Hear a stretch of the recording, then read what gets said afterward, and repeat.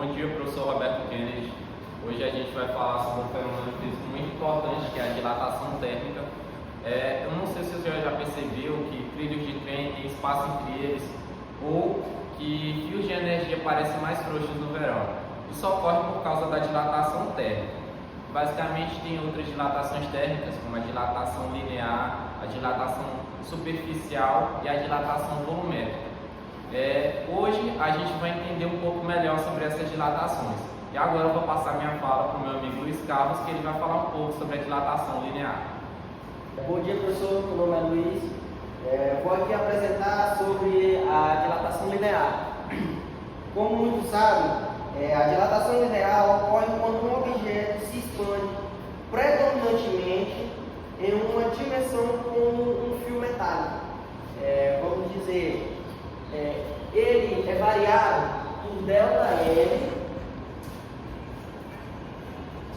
igual a ΔL igual o L inicial vezes o alfa,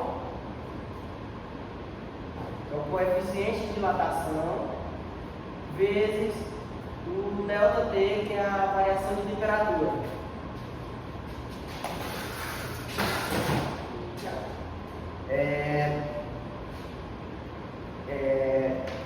Sobre isso, vamos aplicar uma equação de dilatação linear. Imagine uma barra de aço, tem um comprimento de 1 metro. A uma certa temperatura de 20 graus Celsius. Se a temperatura aumenta para 100 graus Celsius, qual será o novo comprimento da barra? Considerando que o coeficiente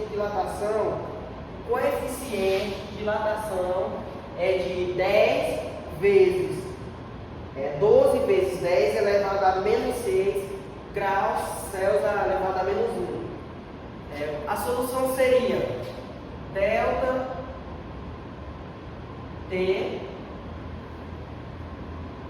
que seria o 100, como ele é 100, né? Passou de 20 para 100, ele seria igual a 100 menos 20, que daria um resultado de 80. Vamos ter também o coeficiente de dilatação, que é o alfa, igual a 12 vezes 10 elevado a menos 6 graus Celsius a menos 1. Teremos o alfa, o ΔL, que é igual ao o L inicial, que é igual a 1 metro, como lá no texto está dizendo, 1 metro. O ΔL igual o coeficiente de dilatação vezes o L inicial, que é o 1 metro, vezes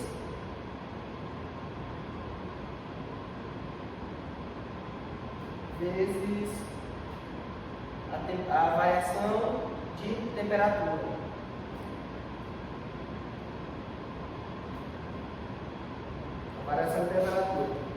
Nesse caso, como aqui ele já está dando todas as coisas,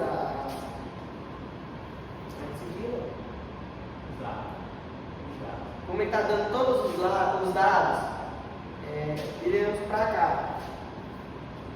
A multiplicação aqui seria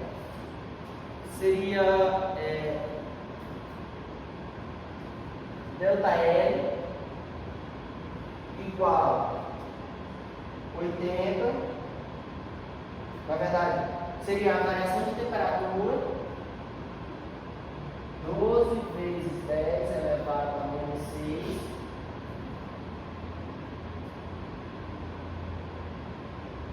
graus Celsius a menos 1.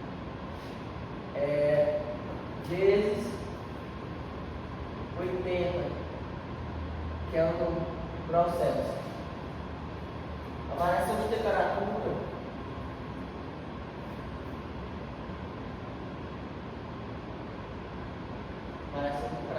seria igual a 0,0096 metros, ou convertendo de metro para milímetro seria 0,96 milímetro. O L inicial,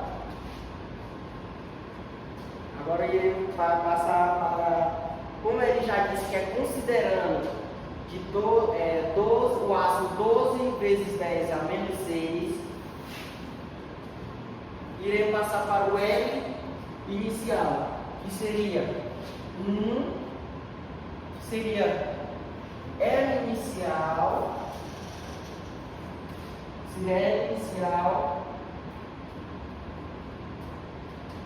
é igual a L inicial mais a variação de temperatura, que daria L igual a 1 metro mais 1 metro tem que ser usado esse daqui, é 0,00096 metros, que daria L igual a 1, mais aproximadamente a 1,096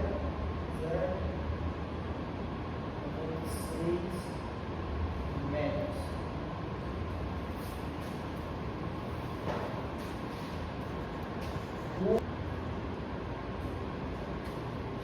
Seria L igual a L inicial mais delta L. L é igual a 1 mais 0,0096 metros, como está somando, tem que ser de metro para metro. O L inicial seria aproximadamente 1,0096 metros.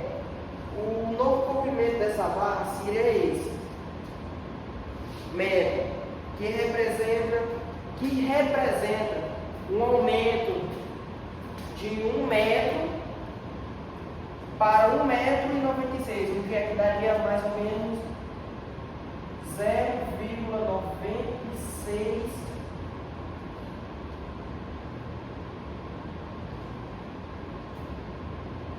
que daria isso aqui, 0,00096 metros a mais, um aumento. Esse é um aumento que deu para cá.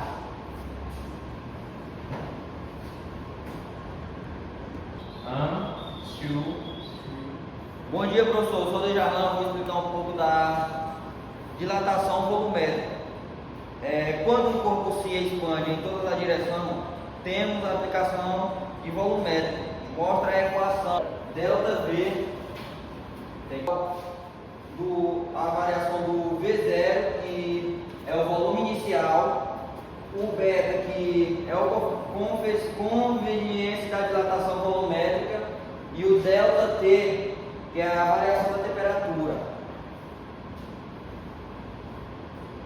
Aí aqui eu vou mostrar um exemplo, uma solução, que é um recipiente de vidro, tem um volume de 1 litro, que é 1000 centímetros cúbicos, a temperatura de 20 graus Celsius.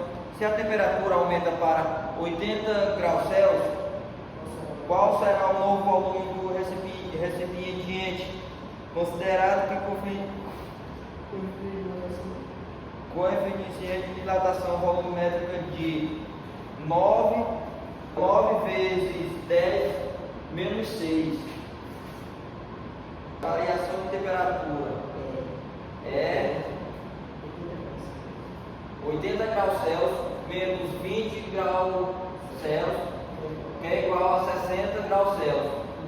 Ao beta, que é 9 vezes 10 elevado a menos 6, que é o grau Celsius menos 1. O volume inicial, que é 1000 centímetros cúbicos. O delta V, que é variação do volume, B vezes volume zero, volume inicial vezes variação de temperatura, é igual a 9 vezes 10 elevado a menos 6 graus Celsius, que é menos 1. Aí vezes 1000 que é o volume inicial elevado a 3 vezes 60, que é igual a 0,54 centímetros cúbicos elevado a 3. Aí o volume inicial, que é o V0 mais delta V, é igual a 1000 centímetros cúbicos elevado a 3 mais 0,54 centímetros cúbicos. Aí é igual aproximadamente 1000,54 centímetros cúbicos.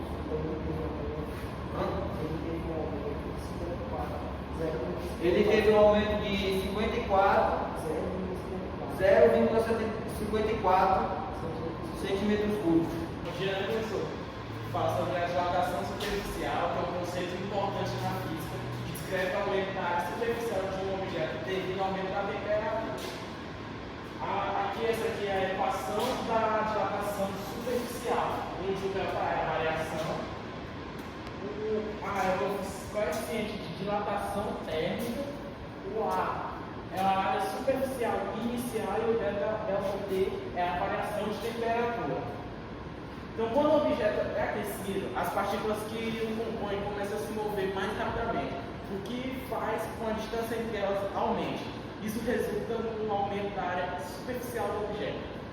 Por exemplo, um pedaço de metal aquecido aumenta sua área superficial devido à dilatação superficial. E um líquido aquecido em uma panela aumenta sua área superficial devido à dilatação superficial.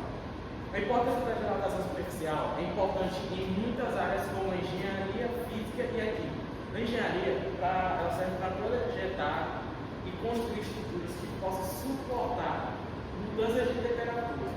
Na física, para entender o comportamento dos materiais em diferentes temperaturas.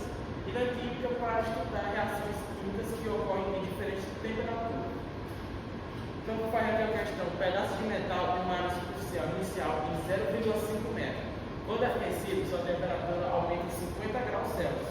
Se o coeficiente de dilatação térmica do metal é 2 vezes 10 elevado a menos 5 Kelvin, qual é a variação de temperatura superficial do metal?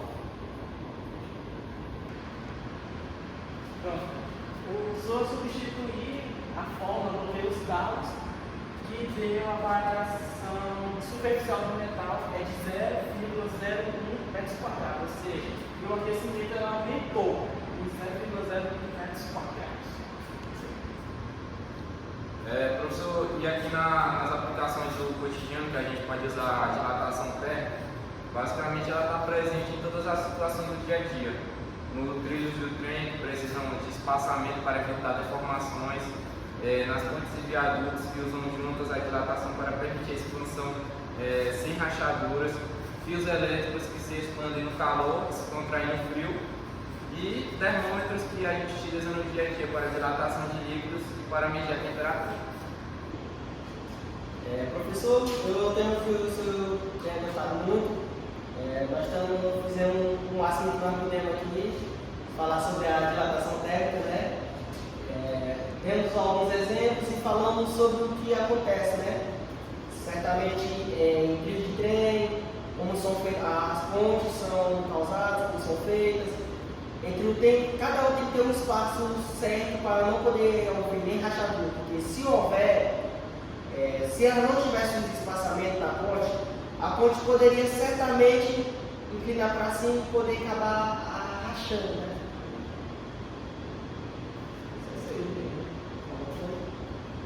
isso aí, né, professor? Espero que o senhor tenha gostado da nossa apresentação e é isso aí.